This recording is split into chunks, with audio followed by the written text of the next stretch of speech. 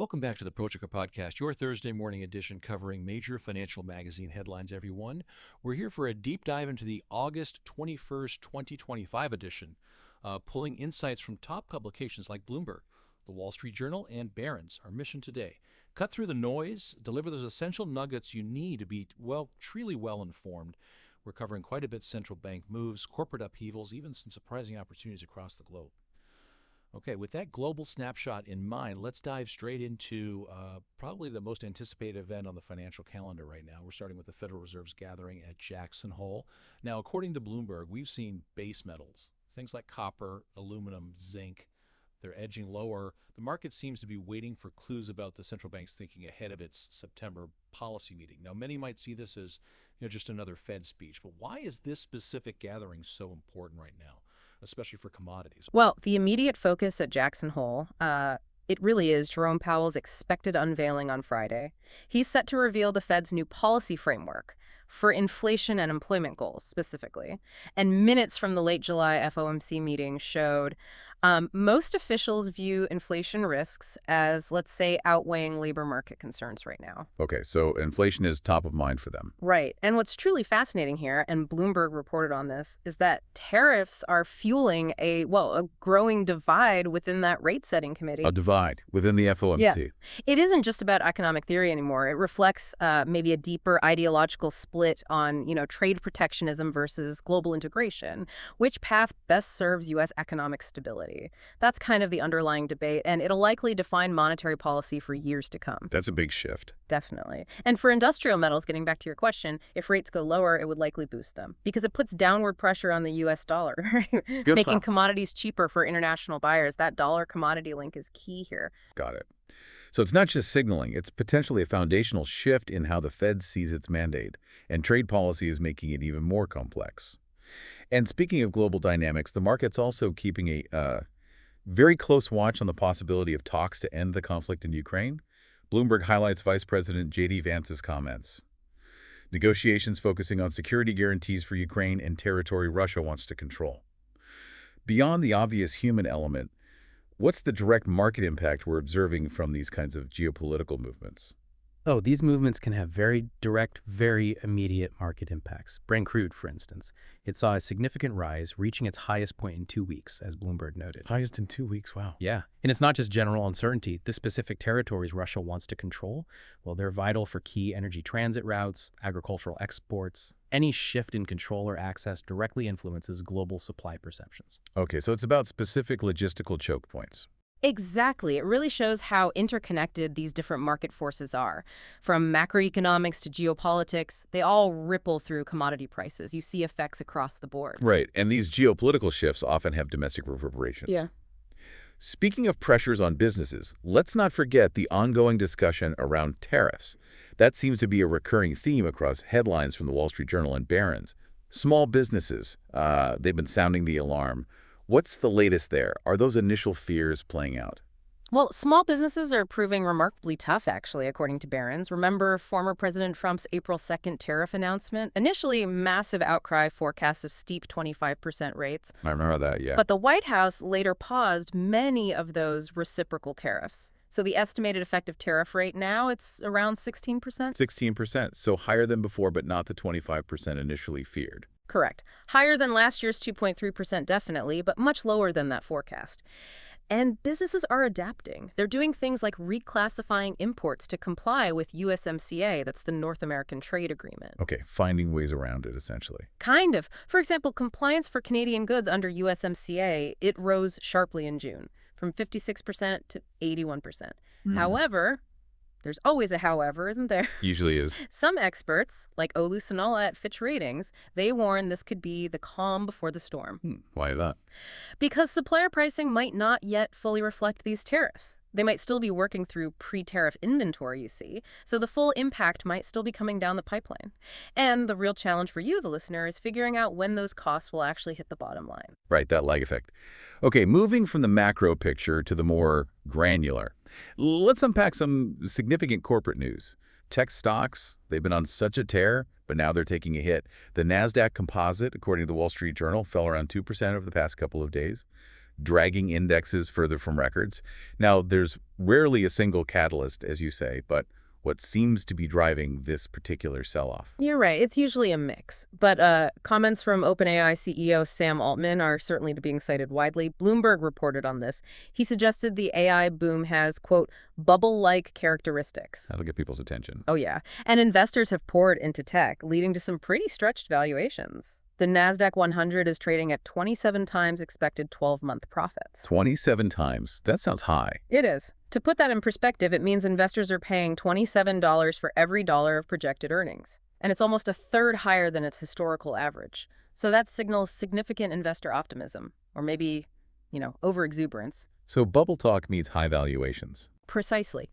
Though, interestingly, Goldman Sachs traders are apparently suggesting it might be time to buy the dip in momentum stocks. Oh, what's their reasoning? They cite historical rebounds. Apparently, drops of 10% or more over 5 days led to rises 80% of the time in the following week, with a median return of about 4.5%. Tempting stats, but risky. Very. And for you, the investor, the real question isn't just when to buy, but maybe how much of this AI boom is genuine innovation versus pure speculation. Plus, there was an MIT report that found only 5% of generative AI initiatives are actually delivering profit right now. That adds to the fundamental concerns. Only 5% delivering profit. Yeah, that's sobering. Okay, from tech, let's shift gears literally to the automotive world. Ford Motor. They seem to be navigating some truly unique financial terrain with their dividend. The Wall Street Journal called it bespoke accounting. They reported only 11 cents of earnings per share, but paid about 4 times that in cash dividends. And tariffs are hitting them hard, too. What does this bespoke accounting really mean? Yeah, it's quite something. According to the Wall Street Journal, Ford's on track to pay 75 cents a share in dividends this year. That's almost as much as analysts' average earnings estimate of 78 cents. And that estimate is already down by nearly half from last year. Wow, paying out almost all their estimated earnings as dividends. Pretty much. And tariffs alone are set to cut about $2 billion from their pre-tax earnings. It's a big hit. So to justify this dividend payout, they use this non-standard metric, adjusted free cash flow. Adjusted free cash flow. Okay, what happens when you look at it more traditionally? Well, traditionally, they actually had negative free cash flow. Minus $471 million in the first half of 2025, and that's despite paying out $1.8 billion in dividends. So cash is going out, not coming in on a standard basis, yet the dividend remains high. Exactly. They are essentially stretching, borrowing from tomorrow's potential to pay today's dividends, you could say. For you, the investor, this isn't just a financial footnote. It's a strategic tightrope walk. Ford seems to be prioritizing that dividend yield, maybe investor confidence, even at the expense of traditional cash flow metrics. Raises questions about sustainable growth versus, short-term shareholder appeasement. It's a very tricky balancing act. Yeah. Okay, and sticking with major corporations, let's look at retail. Target's stock tumbled. This was despite beating second quarter earnings estimates. Barron's covered this. It seems overshadowed by the announcement of an internal CEO successor. Now, on the surface, it seems like a standard succession plan. Why such a strong negative reaction from the market? What were investors hoping for? Yeah, the market reaction was quite telling. It seems they had clearly hoped for an external hire, someone to bring a really fresh perspective. Instead, Michael Fidelk, a 20-year company veteran, is taking over, as Barron's reported. An insider. Right. And while his deep knowledge is definitely an asset, Target has been struggling. Annual revenue declined for 2 consecutive years. They've been losing some loyal shoppers to competitors like Walmart and Costco. Why is that? Issues like merchandise shortages, messy stores, things that affect the customer experience directly, and their stock reflects it. Down 22% this year, while the S&P 500 is up 9%. Ouch. Big underperformance. Yeah. Now, Fidelk has outlined priorities sprucing up merchandise, investing in tech, but the market's initial reaction, it suggests skepticism. Skepticism about whether an insider-led turnaround can tackle the scale of their challenges. Investors were clearly looking for a bigger shakeup, it seems. Understandable reaction then, given the context. Okay, let's pivot now to some areas showing perhaps more optimism and growth. On the trade front, Bloomberg is reporting talks for a huge Boeing deal with China. Up to 500 planes. This could potentially end a sales drought that stretches all the way back to 2017. Seems like a significant step maybe in diffusing trade hostilities. It could be huge. And a crucial element here, according to Bloomberg, is how this mega sale, which is apparently similar in scope to an unannounced Airbus deal with China, is seen. It's viewed as potentially the centerpiece of a broader trade agreement that could benefit both the U.S. and China. So more than just planes, it's a diplomatic tool almost. Potentially, yes. And the timing is crucial. Leaders were reportedly close to a similar announcement back in 2023, but it didn't materialize. Plus, China's aviation market. It's expected to more than double its commercial fleet over the next 20 years. Double. Wow. Yeah. And that far exceeds what their own homegrown plane maker, Comac, can produce right now. So these aircraft slots from Boeing and Airbus, they're very hard to come by. It really underscores the strategic importance. It goes beyond just the dollar figures. It's about securing future capacity for this rapidly expanding market. A massive long-term play then. Yeah. Okay, staying in China, Bloomberg also reported something counterintuitive perhaps. Their 30-year bond yields have jumped to their highest level this year. Given some of the global caution we've discussed, that seems surprising. What does it tell us? Yeah, it does seem a bit against the grain, doesn't it?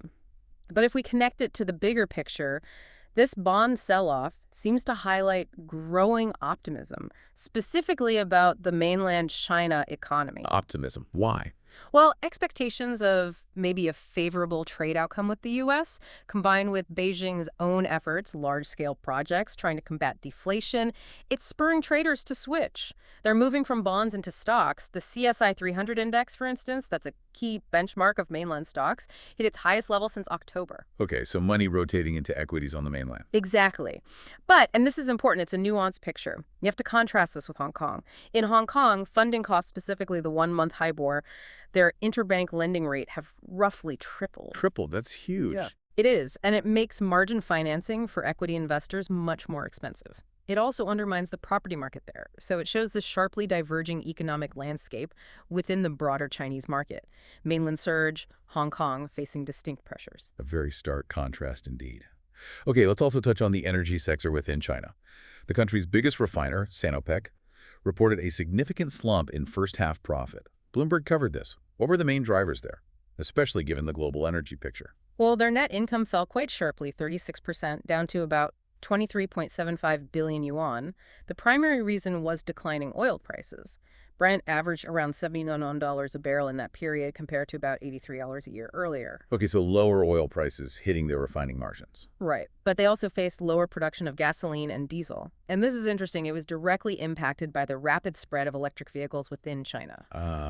The EV transition biting into traditional fuel demand already. It seems like it. Plus, they mentioned industry overcapacity and intense competition. It raises an important question for the long-term energy outlook, doesn't it? Yeah. Sinopec expects natural gas and chemical demand to grow in the second half. But refined oil products, they're going to continue to be challenged by alternative energy sources. It reflects China's broader and apparently accelerating shift away from traditional fuels. A fundamental shift underway. But sticking with resources, there's a fascinating counterpoint. Bloomberg also reported that South Africa is set to open its first new underground gold mine in 15 years. That sounds like really big news for a country. That was once the world's largest gold producer, but has seen production slump so dramatically. What makes this mine viable now? It really is a significant bright spot, potentially, for South Africa's mining sector. It's Westwits Mining's Kala Shallows. Now, it'll have a modest annual output, around 70,000 ounces, but the fact it's happening at all is the rarity. Why has production fallen so much there? South African gold production has dropped over 70% in 20 years, mainly due to these incredibly deep, high-cost mines and rising operational expenses. A mining historian, Duncan Money, also notes the decline was linked to a worldwide expansion of gold mining, spurred by soaring prices back in the 70s and 80s. Those offered less technically challenging alternatives elsewhere, you see. So geology and global competition. Pretty much, however.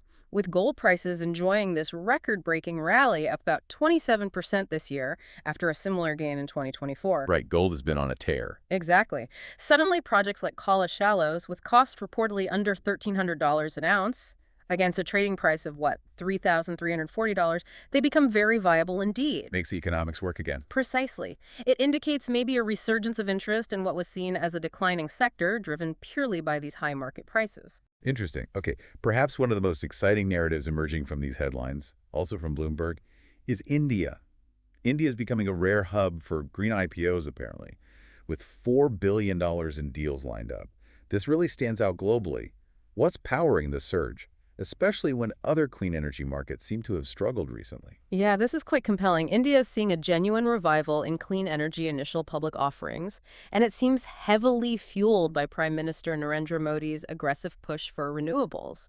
There's that ambitious 2030 target, more than double clean energy capacity to 500 gigawatts, and the 2070 net zero emissions goal. Strong government backing then. Absolutely. Yeah. Amit Ramchandani of Motilal Oswal called it a perfect storm of policy clarity, proven technologies, and global ESG capital. A perfect storm. Sounds Mm. promising. It does. Now, the sector did cool off a bit in 2024, apparently due to overheated valuations, but the deal pipeline is really regaining momentum now. It makes India a bit of a global anomaly in a sector that struggled elsewhere under high interest rates and, a global pushback towards fossil fuels in some areas. It truly highlights how targeted government policy can create a uniquely favorable investment environment, it seems.